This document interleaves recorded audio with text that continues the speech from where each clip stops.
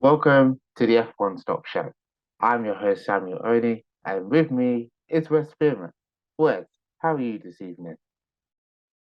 Yeah, pretty good. Spent a lot of today watching the rainfall, unfortunately, but it's typical. As soon as we get to September, it starts raining, which isn't ideal, given it's cricket season for another month still. But yeah, I'm pretty good. How are you? Yeah, pretty good. Thank you. Yeah, not too bad. Um, yeah, like you said, summer's over. Autumn's here. I mean, I love autumn because of the leaves, but seeing the rain is, different. Anyway, so F1, Dutch Grand Prix. They always say when you arrive at your home race, you have home advantage, right? You're most likely to win. So in the football, when you're at home, you're most likely to win, home team.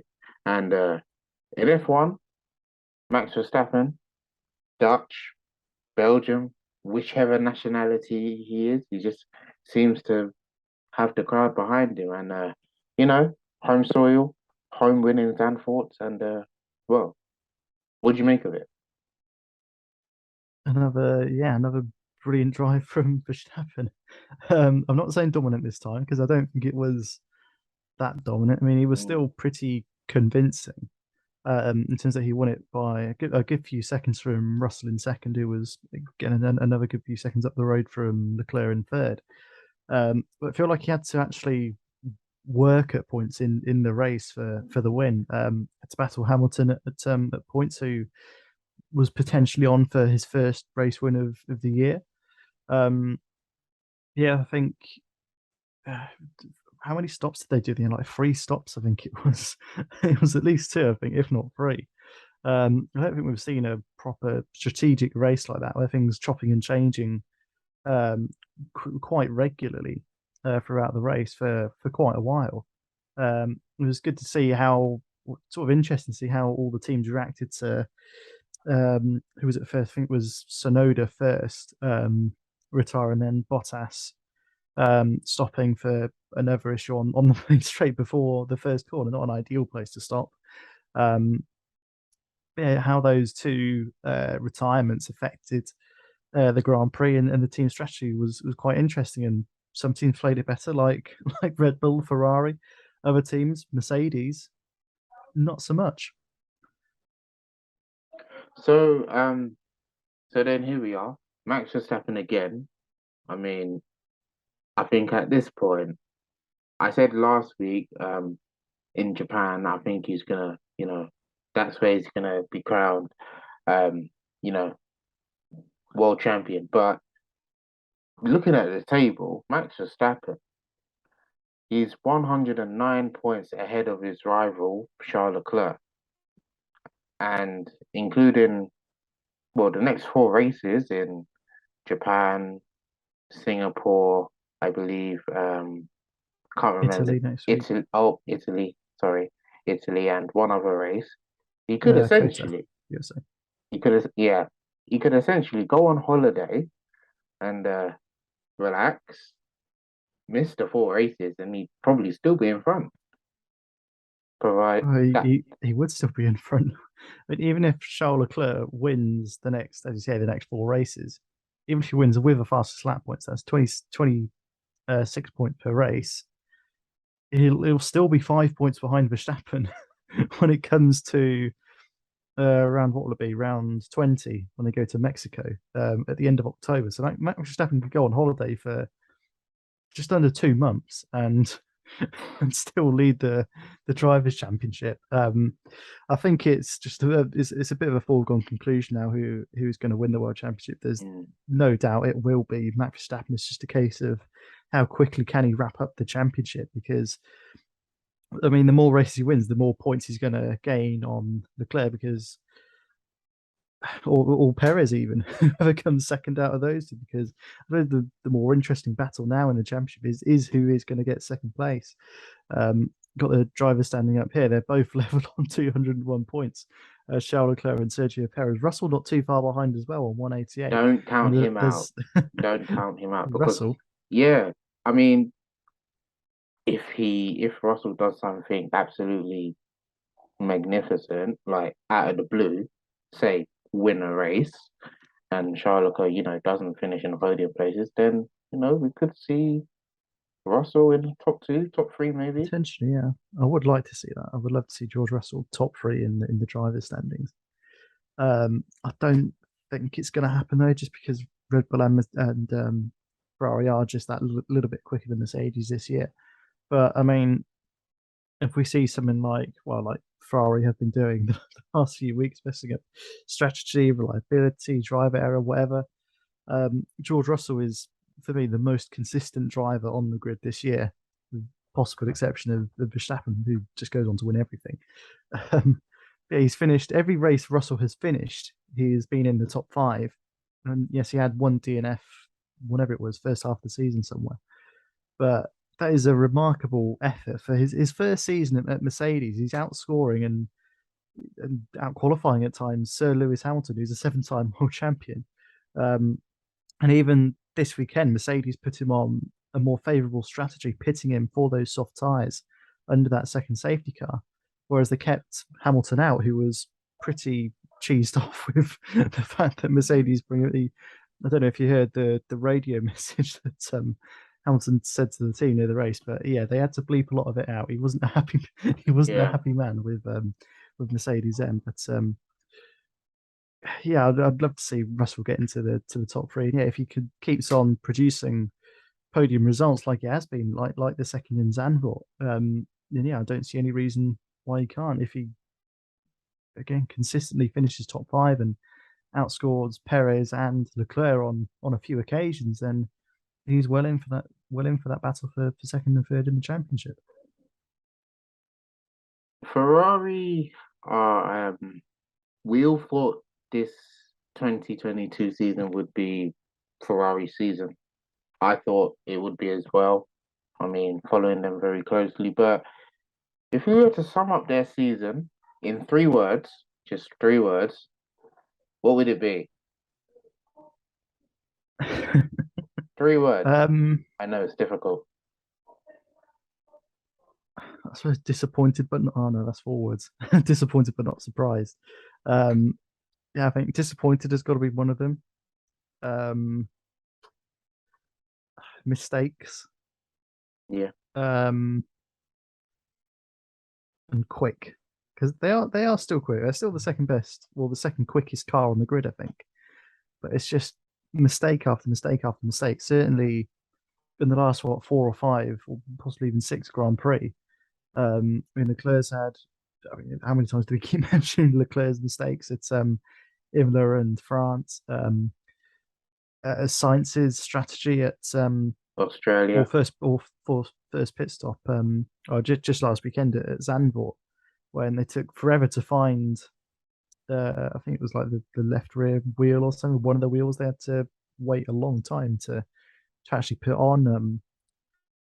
Yeah, that cost him potentially a place or two in the Grand Prix. There was another mistake, I think, the week before in Spa. I can't remember what, but yeah, there's a lot of errors that Ferrari have made, whether it be strategy or drive error, or just, I suppose, bad luck in a way with reliability, was it Sainz in Austria, um, where his engine blew up, and I think Leclerc's had a reliability retirement as well. Um, but yeah, I mean, off the start of the season, we were thinking, oh, hello, could we have another championship where Ferrari are in the mix?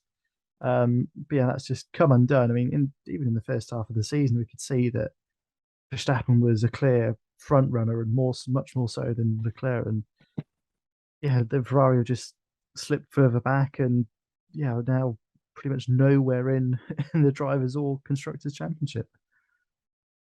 I mean, it is rather very disappointing. Had high hopes for the team this year, but just I think, like you said, mistakes, sloppy and quick.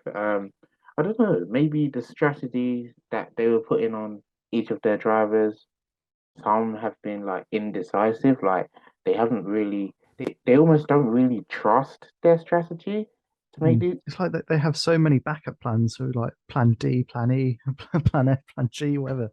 surely you don't need that many strategies for a race because you know you're going to be at the front, and if there's a safety car or yellow flags or virtual safety car around this period of the race, then move to plan C, D, whatever, um, and so on. But surely you don't need 10 different strategies for one race.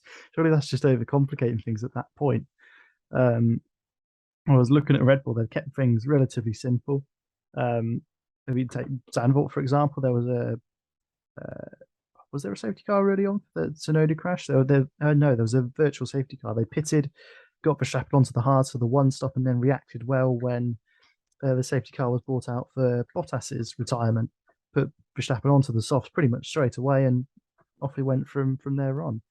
So I mean, Ferrari did pretty much the same, I think, but certainly in other races this year, their strategy has been pretty poor. I mean, Spa, for example, pitting Leclerc on the penultimate lap to try and get fastest lap, and then Leclerc not then getting that fastest lap and missing out on was it third, fourth, fifth from Alonso or something. Um, yeah, there's been loads of question marks about Ferrari's strategy this year, and I suppose for a number of years. I mean, we see all the memes about them um, on social media, but yeah, they're going to need to pull their act together if they want to win any more races this season for starters, and if they want to be serious contenders for the championship next year.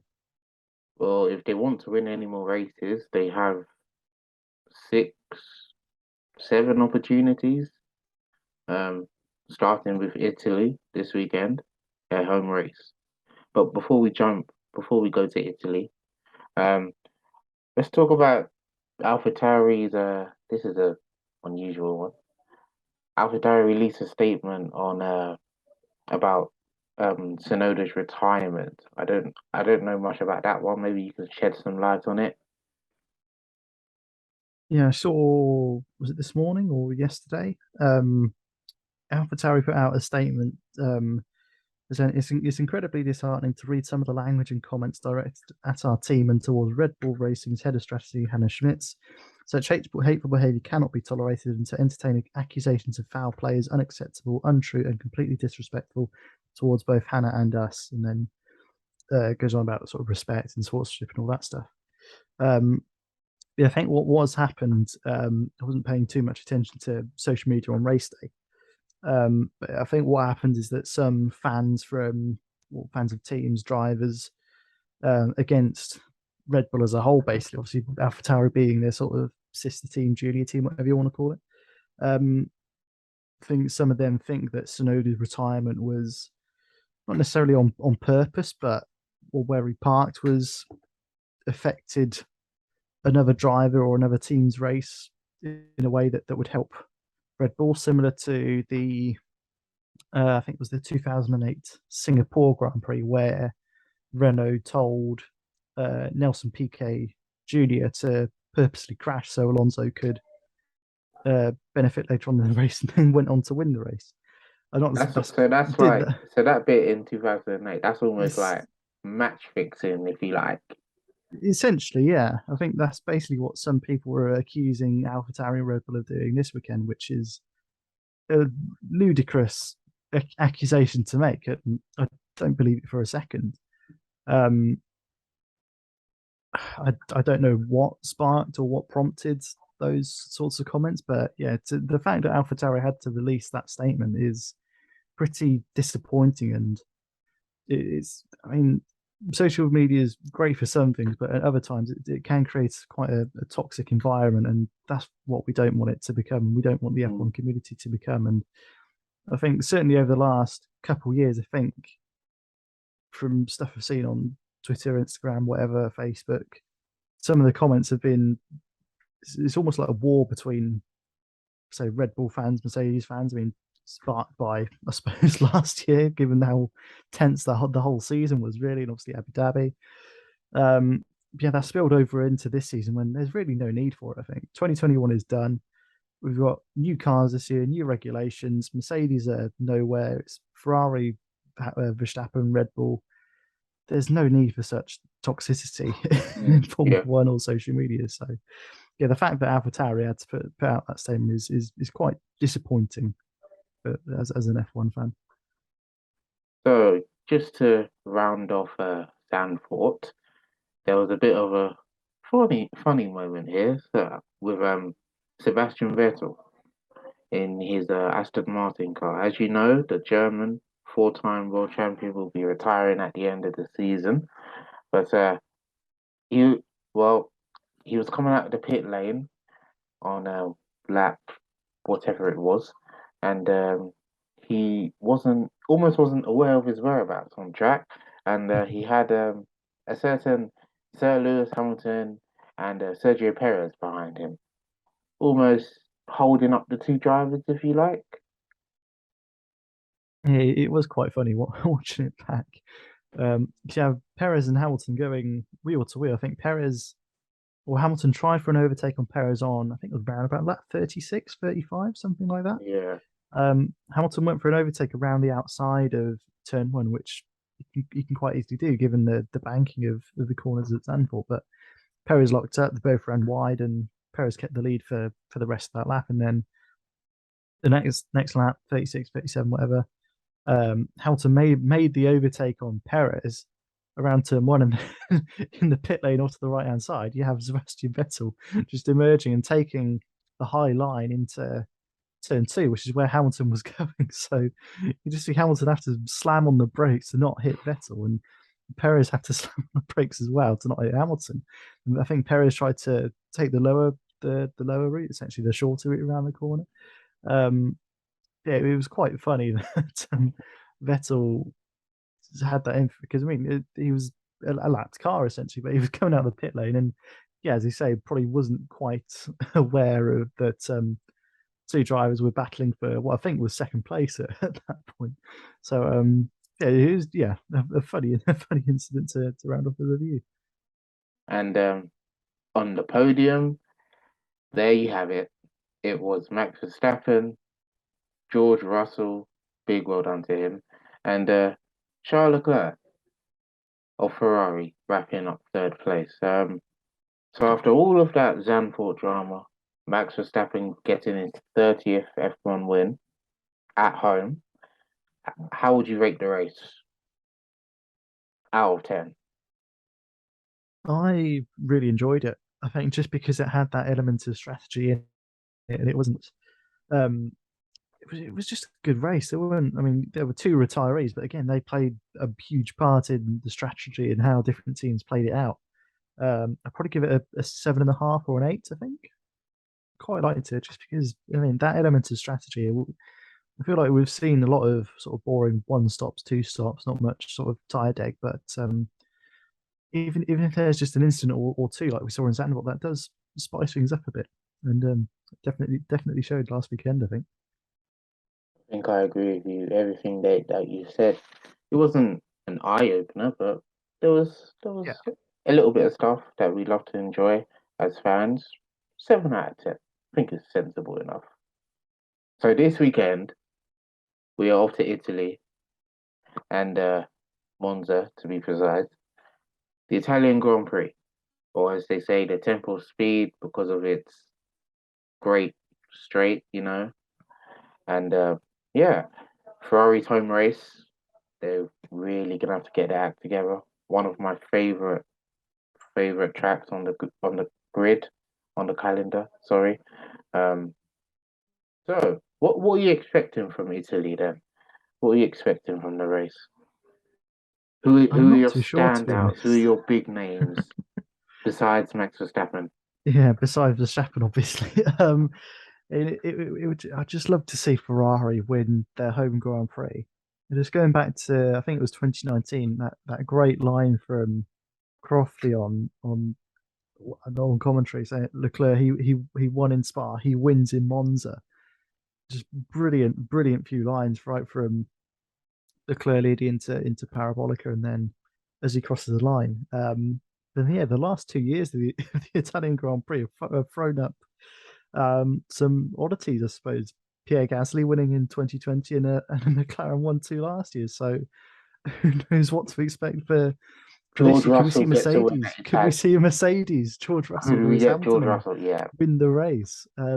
Potentially, who knows? Could we see Lando Norris get his first one? He was right up in the mix at Zandvoort last weekend as well.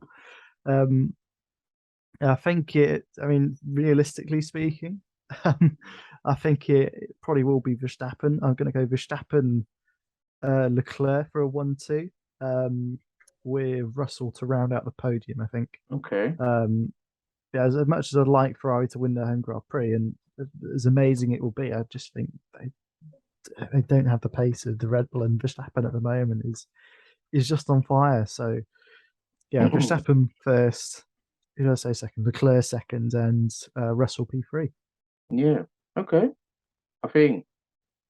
Yeah, I think I agree with you on that one. I think that will be a pretty much the most likely outcome. Um, what do you remember from last year's race? Because last year, well, I think it, I think it was, as you said, the McLaren's guys won it last year.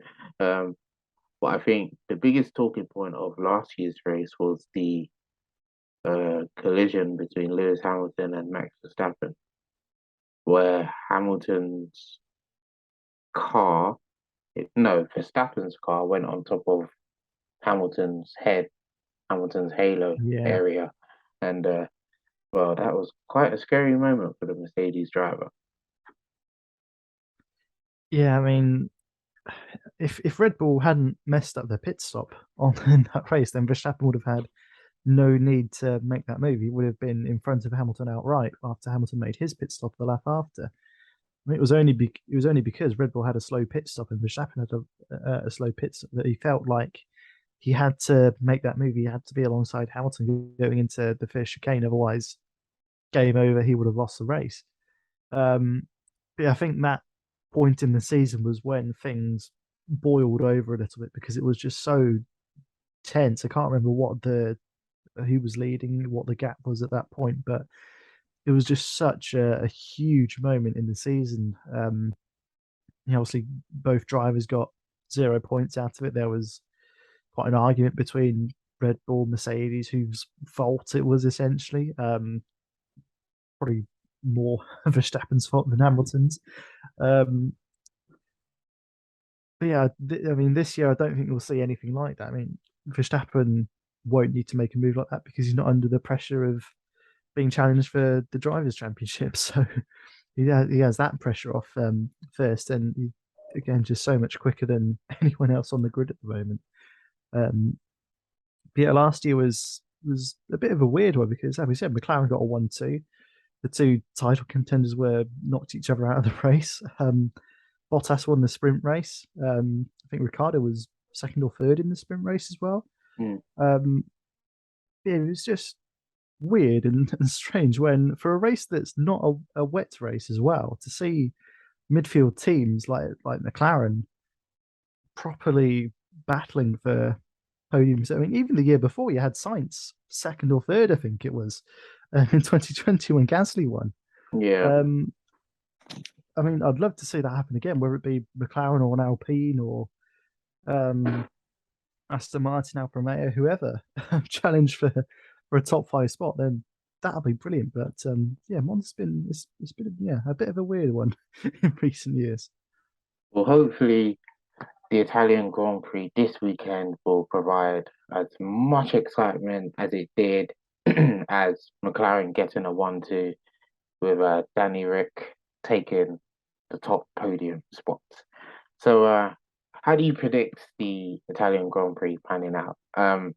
Give us your predictions and your top five and your driver of the day. Um, I've got my top three already. Verstappen, Leclerc, Russell. I'm going to go Perez P4 and Hamilton P5. I reckon Sainz is something's going to happen with Sainz. I reckon, or certainly one of the Ferraris. I think it's just be a bit more heartbreak for the Tifosi. Okay. Yeah, I don't know. I mean, I'd like to see, as I just said, one of the McLarens. I mean, I'd love to see Danny Rick get points again in the McLaren at Monza. Let's see Norris up in there as well. Ocon, Alonso, any of those midfield teams, if they can sneak into the top five, top six, then yeah, that'd be pretty good. Or top four even, podium perhaps. As you said, we just don't really know with Monza in recent years. Driver of the day, I'm going to go Charles Leclerc. Okay. Not not a home race, but obviously home race for the team, and I can just feel he's going to have a good race, but not a stellar race. I mean, Verstappen, I think, will pretty much lights the flag. Yeah. You can see Leclerc starting maybe sort of a P4, P5, and having to battle his way up into second. Yeah. Battle Russell, battle Perez, battle Hamilton, battle Sainz, perhaps. Yeah, Charles Leclerc for driver of the day. Okay. Not bad. Um, my as for my top five, well, my top three is the same. Um, Verstappen, Russell, Charles Leclerc. I think Charles Leclerc might have a decent race. He won't have it easy. Maybe, like you said, getting past his teammate Perez, Hamilton. Yeah. As for P4 and P5, P4, Hamilton, I'd say. Hamilton P4. I think he might be able to, have a great race for him and the Mercedes team. And then Sergio Perez, just to wrap up the top five. Um, Science, however, he might not have a good race, in my opinion. I'm thinking Norris. I like how I like how we both just ditched science. It's like, oh yeah, he's going to have a terrible race. He's not going to get anywhere near the podium. Um, Honestly, I think Lando Norris might finish on top of ahead of Carlos Sainz. So Sainz might finish as low as seventh, if you like. But yeah, that's the that's how I see the Italian Grand Prix, panning out. So last season it was the McLaren 1-2. Who's it gonna be this season? For Red Bull, Ferrari? Could we get a midfield team like Alpine? Who knows? Um, so we hope you've enjoyed this episode of the F1Stop show. 25 episodes, ladies and gents. 25 episodes. I've been your host, Sam Oni, and it's a goodbye from me. Bye bye. And it's a goodbye from Wes. Bye bye. And we hope you enjoyed the Italian Grand Prix this weekend.